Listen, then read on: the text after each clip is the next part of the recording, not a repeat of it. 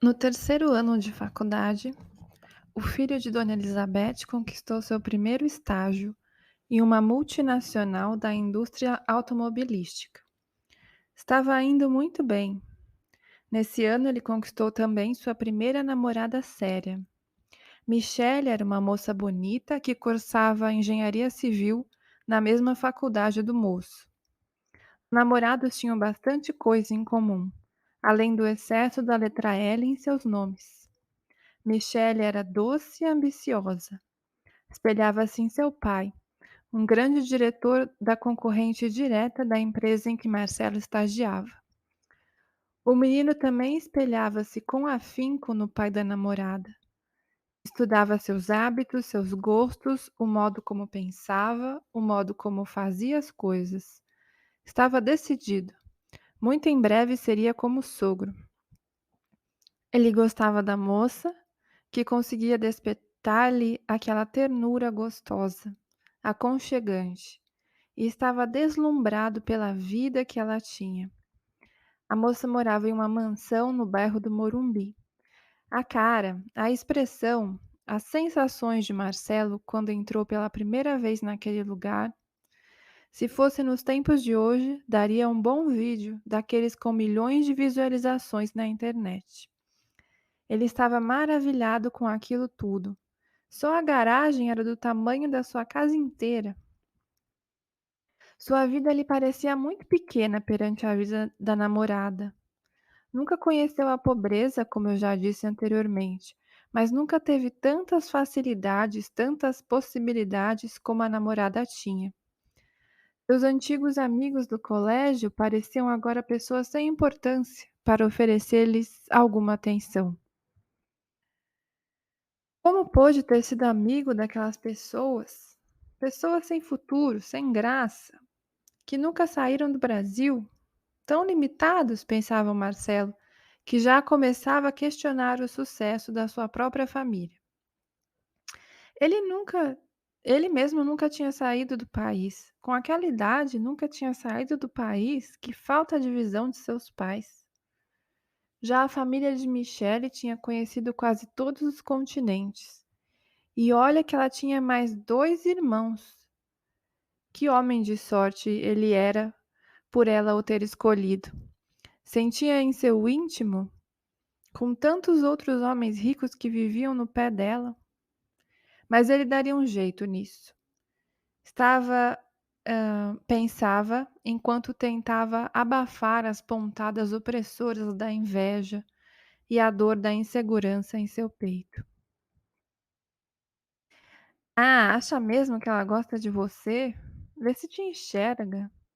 Daqui a pouco vai levar um pé na bunda bem dado. Você não serve para nada, Marcelo. Ele se olhava no espelho e tentava de alguma forma ignorar aquela voz irritante. Queria logo estar com a namorada. Ele lembrava de como se sentia bem quando os dois estavam deitados e ela o abraçava.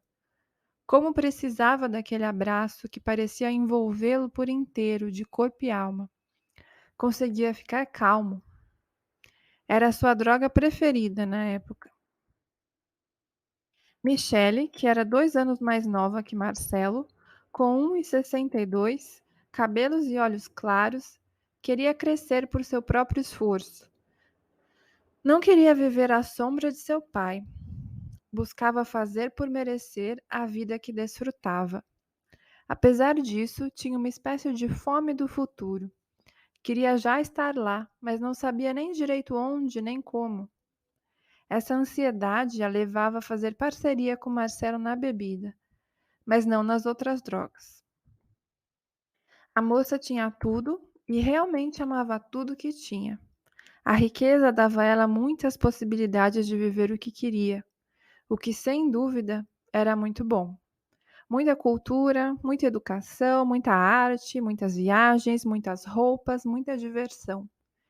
Ela era amiga do dinheiro, esse portal das possibilidades, mas uma certa melancolia a visitava por vezes, junto da constante conhecida ansiedade. Ela aprendeu cedo que não dava para jogar só nas costas do dinheiro a responsabilidade pela felicidade.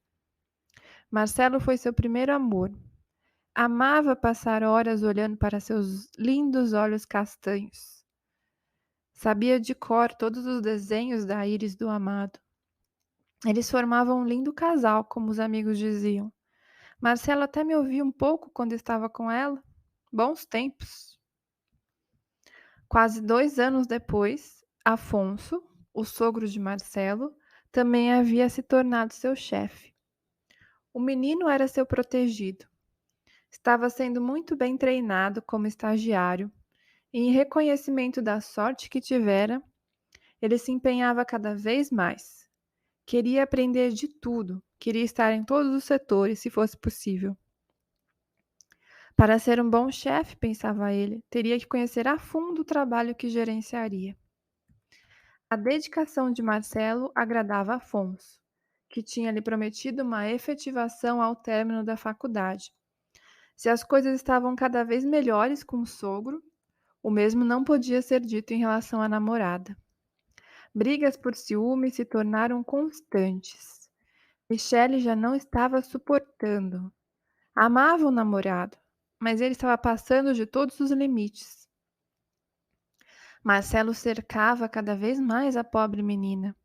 Queria saber de todos seus passos, onde estava, com quem estava, por que estava.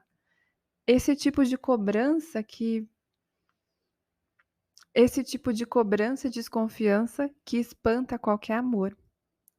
Ele sentia como se Michele fosse uma parte dele, externa, mas que a ele pertencia. Se ela acha que vai me fazer de bobo, tá, é muito enganada, dizia o escravo da própria mente. Ele estava envolto em uma energia densa, vinho, uma mistura de ódio com autopiedade. Cismava com um colega de trabalho da namorada. Estavam trocando mensagens engraçadas pelo computador, e Marcelo já viu que não existia. Afinal, quando se tem um comprometimento com o parceiro, quando você ama, você só pode ser feliz e rir com essa pessoa. Perto de todos os outros, principalmente homens, a namorada tem que ser a pessoa mais infeliz do mundo. Se amar significasse transformar a vida do ser amado em um mar de sofrimento, Marcelo estava amando muito naquela época. Michele tentava, com todas as suas forças, fazer com que o relacionamento desse certo. Ela pensava que tinha encontrado seu príncipe. Ah, coitada. Ela, que era uma moça bonita, com muita vitalidade, gostava de passar batom, gostava de usar vestidinhos. Aos poucos, sem se dar conta, foi deixando o batom para lá, foi aceitando as sugestões de roupas do namorado, que gostava de presenteá-la com calças compridas, bem formais e sem graça. Nem preciso dizer que ela era tão sugada por Marcelo, tão sem energia, tão diferente do que era, que ele começou a se interessar por outras mulheres, o que despertou o pior ciúme adormecido da namorada. O que eles mais queriam era ter de volta o namoro do início da relação. E para isso, estavam se detestando, infernizando um ao outro, com o objetivo de chegar ao amor, mas nem percebiam. Ele pensava que se o ciúme estava presente, era porque o amor também estava.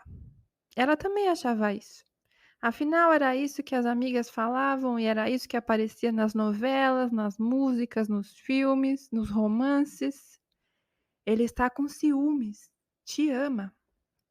E a protagonista sorria aliviada. Ele achava que ela devia suprir suas necessidades e fazê-lo feliz. E ela achava o mesmo, que ele era sua fonte de prazer e felicidade na vida. Ao invés de cuidar, tratar, olhar verdadeiramente para as inúmeras inseguranças que sentia para transformá-las, Marcelo as ignorava e cobrava que Michele fosse capaz de fazê-lo feliz assim mesmo. Ela não dizia que o amava? Não era ela que estava lá para fazê-lo feliz? Quando ela sugeriu que ele fizesse terapia, meu Deus, foi como dizer que estava louco. E Marcelo sentiu-se como Lázaro nos tempos de Jesus, fragilizado, com cachorros a lamberem suas feridas abertas. Uma pena não ter seguido o conselho da namorada.